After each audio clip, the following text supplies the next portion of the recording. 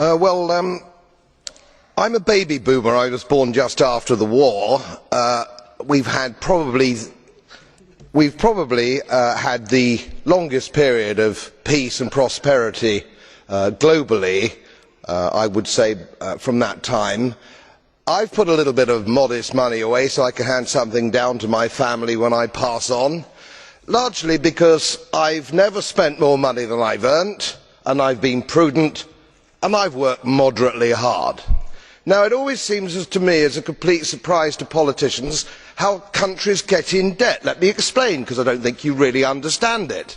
It's because politicians consistently spend more money than they raise in taxation, more money than they can possibly raise in taxation, most of which, in point of fact, they actually waste.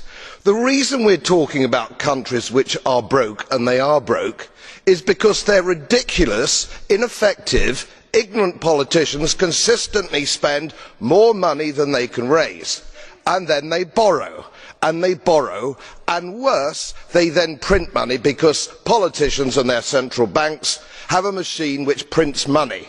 You do that as a private citizen and it's a criminal offence. You would go to prison for doing that, and politicians and their central banks do it all the time.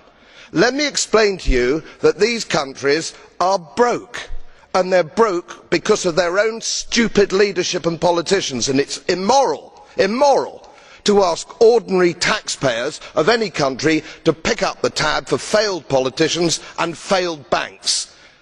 They are defaulted, they are broke. For God's sake, let us all of us admit it.